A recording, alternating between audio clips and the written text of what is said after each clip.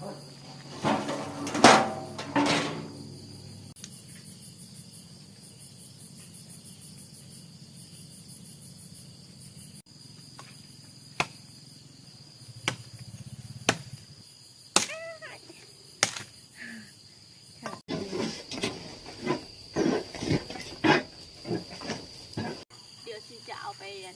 ปใส่ฟืนเนาะเวลาเขาเอามามันจะสบายดีพ่อแม่ไอ้น้องเบิร์ดทุกคนเด้อมาพบกับสาวสีอีกแล้วเช่นเก่าเช่นเคยสาวสีใส่บัวทองสบายดีงามสาวทุกคนเอ้ยอยู่บ้านสาวสีหมอกลงเลยเด้อทุกคนเด้อมื้อนี้เด้อหมอกลงแล้วเนาะมื้อนี้สิก็สิไปหาฟืนเนาะหาฟืนมาดั่งทุกคนเลยหาฟืนมาดั่งไฟเนาะเพราะว่าสีซื้อถ่านมาเนาะได้2-3 มื้อนี่แหละซีเบิร์ดอีกแล้วทุกคนแล้วก็เป่า25,000นี่แหละรวม30,000นี่แหละถือว่าแบบแพงแห้งแล้วก็มันก็ซีเบิร์ดแล้วนะแบบปุ๊ดเดี๋ยวมันก็เบิดแล้วเดี๋ยวซีจะไปหาฟืนนะทุกคนเนาะเพื่อมาผสมใส่กับถ่านเนาะตอนนี้ก็เป็นเวลาอยู่6 โมงป่ายทุกคนนี่ทุกคนเดี๋ยวซีจะเอางานพันหะที่ซีจะเอาไปนำเนาะนี่ก็คือล้อทุกคนบ่ฮู้ว่าอยู่ไทยหรือว่าต่างประเทศสิเอิ้นว่าแนวใดเนาะทุกคนเนาะอันนี้เป็นล้ออยู่ลาวสิเอิ้นว่าล้อดิค่ะฮักเลยได้เดี๋ยวสิจะไปเอาฟืนเนาะฟืนก็หาแถวนั่นแหละทุกคนเห็นป่ะคะไปจุ่มมันแบบแบบงาไม้ที่ว่ามันตายแล้วค่ะนะแบบตัวที่เอาฮักค่ะนะตัวที่เอาตัดแล้วกันมันเอาลงมาแบบหลายมือหล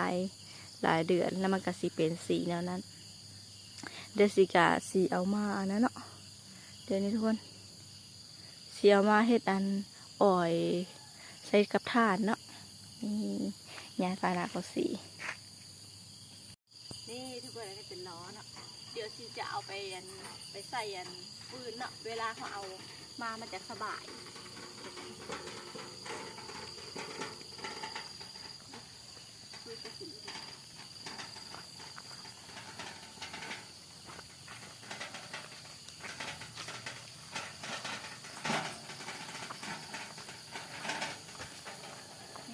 เดี๋ยวนี่ไปตื้มมันเลยนะ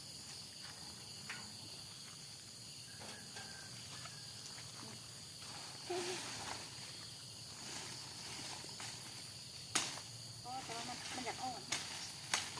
งามึงล้วงสิ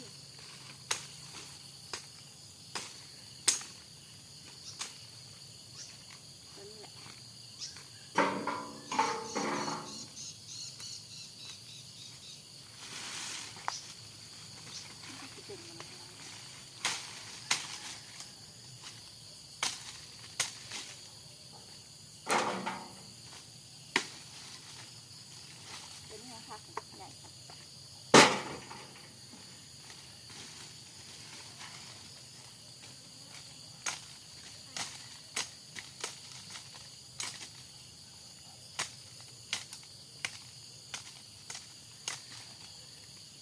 จะเป็นฟืนนะทุกคนเนาะฟืนโดนน้อย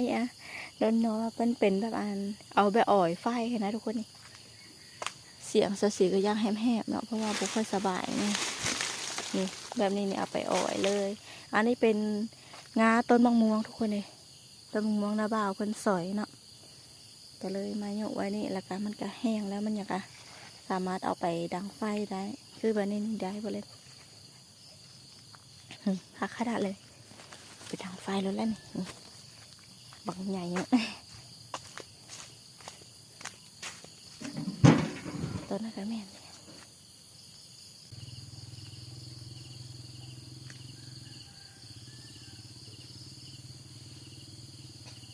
อันนี้ก็คือเป็นฟืนนี่ทุกคนอันนี้เป็นดอนฟืนสามารถใช้ได้เลย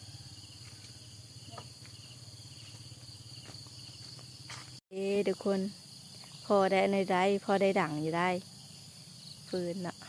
ไปเดี๋ยวสิจะหั่นเอาอีกนิดนึงนี่ทุกคนนี่เป็นกิ่งมักม่วง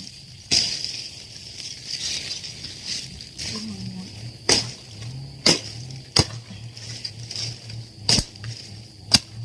ถ้ามันซุ้มแบบนี้ค่ะ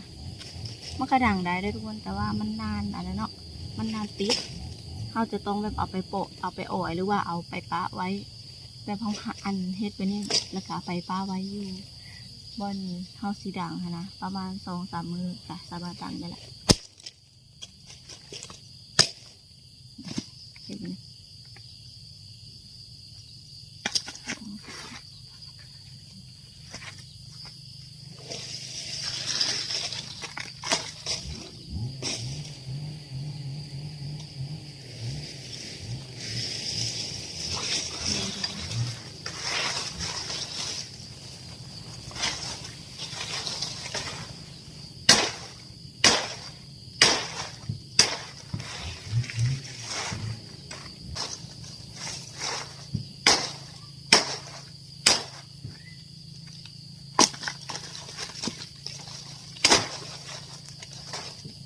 เบิ่งลูกสิ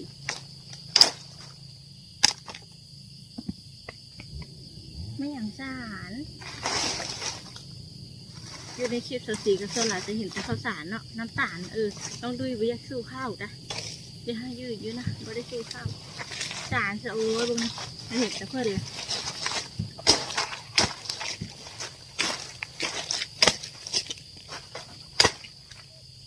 ประมาณนี้แหละเดี๋ยวเอาไว้อ่อย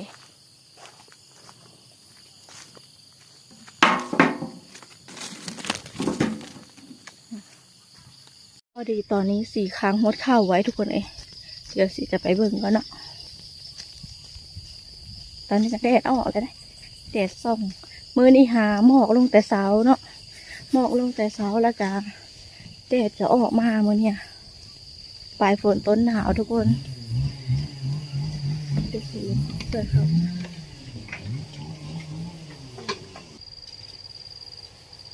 ติดมาข่าวทุกคน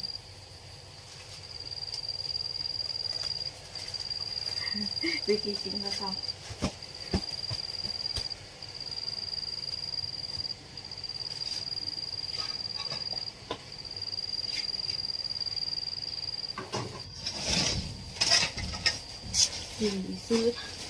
ซื้อทานมาหลังที่จะเลยมาก็ได้2 มื้อเนาะ2 มื้อป่าเบิดเลยอันนี้คือเป่านะทุกคนเป่า25,000 กีบเนาะ25,000 กีบเป็น30ประมาณอันนี้ค่ะเป่านึงค่ะตกอยู่ประมาณ45 บาทนี่แหละเป่านี่45 บาทก็3 มื้อเบิดเนาะทุกคนไม่ไหวก็เลยกินฟืนปุ่นกันนะ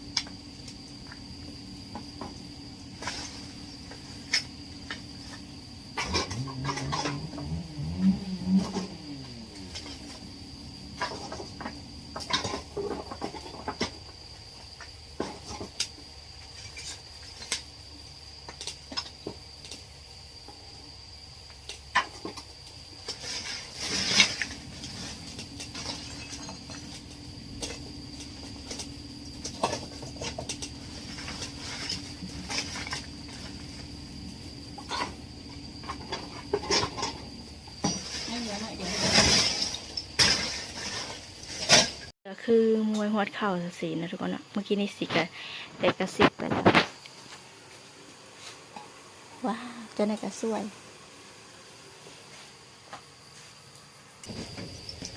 พอวงจันทร์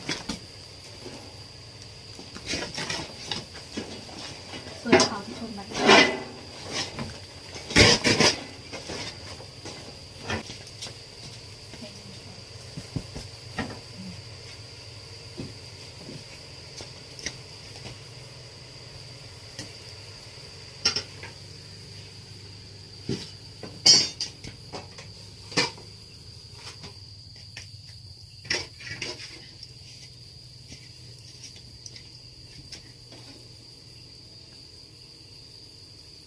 มือรีบไม่เข้าเย็นทุกคนนี่สวยอันนี้เสือไม้กระดามเนาะบอกว่าอยู่ไทยหรือว่าต่างประเทศเสือคือการหรือวอนนะทุกคนไม้กระดามเลย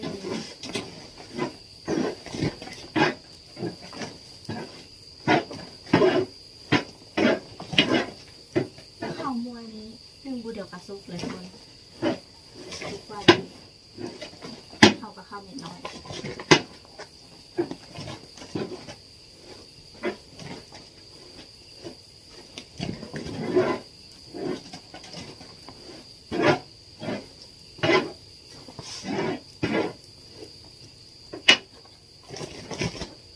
ที่ดูกระโดดวิ่งด้วยคนวิธีการเท่าเดียวก็จะประมาณนี้นะคะมีควันออกเพื่อบ่ให้ข้าวมันซื้อเนาะเวลาอยู่ในติดข้าวแต่ส่วนหลายข้าวอุ่นเขาไม่ได้มีเลยทุกคนเลยคือแบบทุกคนทุกสัตว์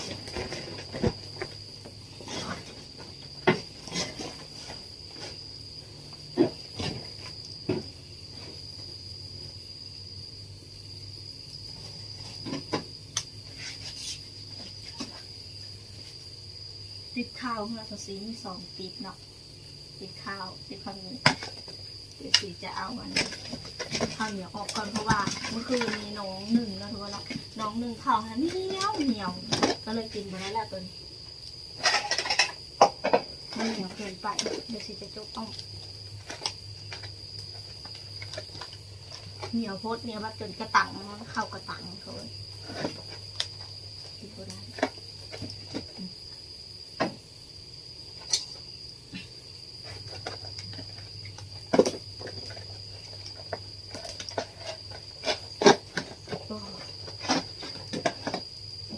เหนียวครับเหนียวนี้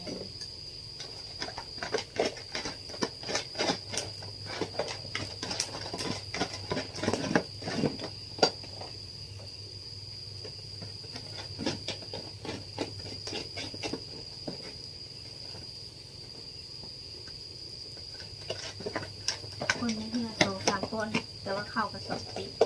บอกนี้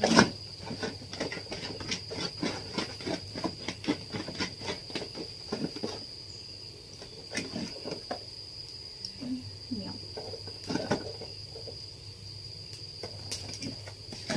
เด็ดนี้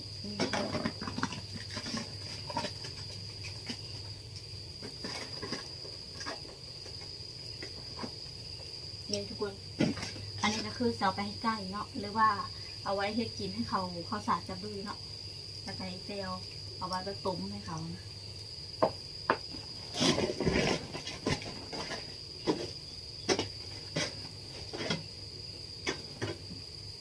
เห็ดไปก่อนวันนี้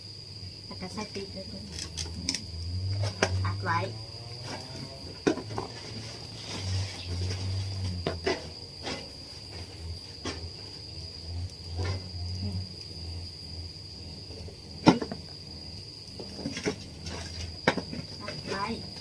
เอาไว้คือเจ้า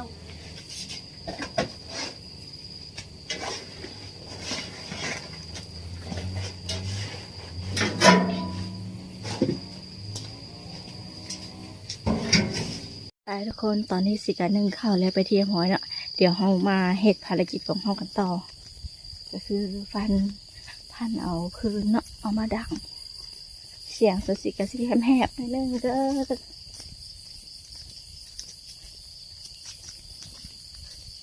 บรรยากาศยามเสาร์แต่ว่าแดดออกเนาะตายพันพื้นกันเดี๋ยวซีจะเอา ฟืนตัวนี้ค่ะเอาไปพุ่นเนาะแล้วก็เฮ็ดพันเป็นท่อนน้อยๆทุกคนไปทุกคน let's go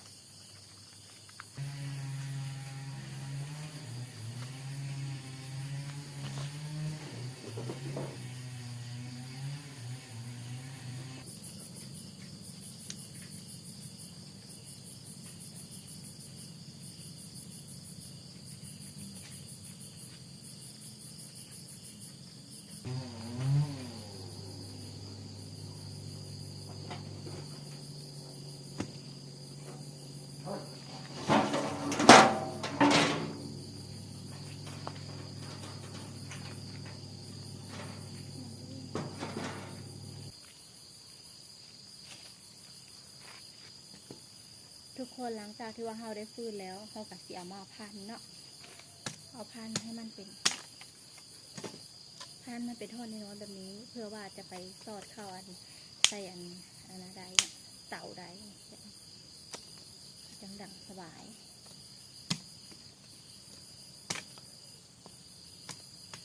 ตัวใดไม่น้อยมันจะหักเลยจะได้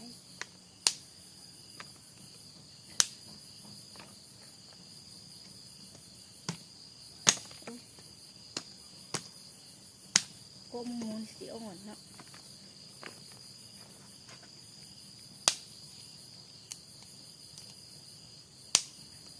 อากาศมันจะได้แดดทุกคนฝนต้นหนาวที่หนาวเลย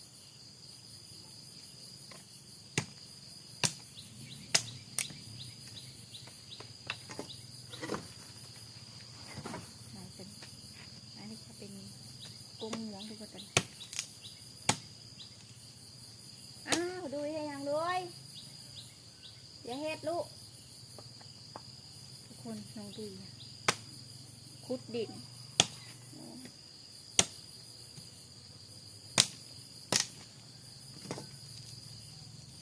มันยังบ่นะคักซ้ำมันยังบ่แห้งคักซ้ำอาจจะดับนะ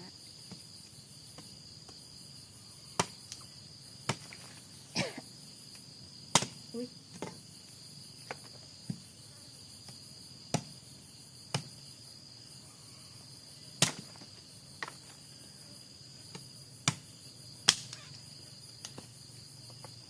ข้ามไปทุกคนก็ได้ดับ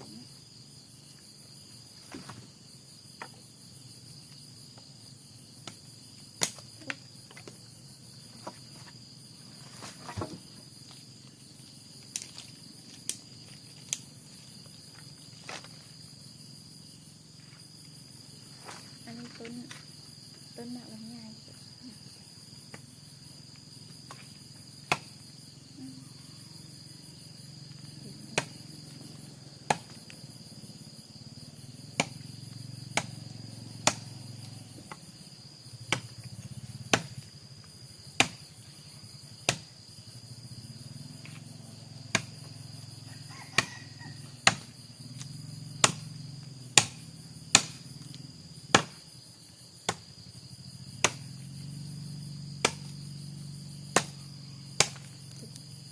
ทุกคนว่าเรา40,000ขาดวันนี้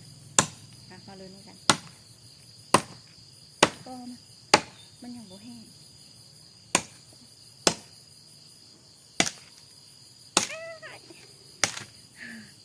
ค่ะเลยเอาไว้ก่อนนี่ทุกคนอันนี้ก็คือวิธีการเอาฟืนของสสีนะทุกคนก็จะประมาณนี้แหละเวลาหอนไปเอาก็จะประมาณนี้แล้วก็เอาไปซอดใส่กระเป๋าไปทุกคนเดี๋ยวคลิปนี้สิก็สิได้ขอตัวไปเฮ็ดกินก่อนเด้อพอดีว่าตอนนี้ก็คือสีสวยเลยเนาะพอดีสีเอาฟืนมากับพอดีเฮ็ดกินนี่แหละเจอกันใหม่เด้อทุกคนในคลิปหน้าเด้อบ๊ายบายอย่าลืมกดไลค์กดแชร์ให้สีหน่อยเด้อไปเดี๋ยวเราจะลองเอาไปจุเต๋าเบิ่งว่ามันจะเป็นอะไร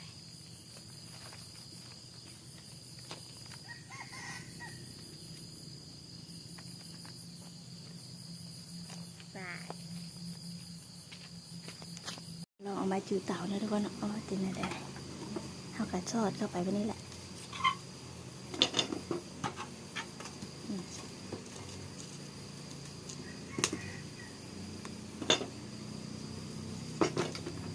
นี่อันนี้ค่ะทุกคนเจอกันใหม่ในคลิปหน้าเด้อทุกคนเด้อบ๊ายบาย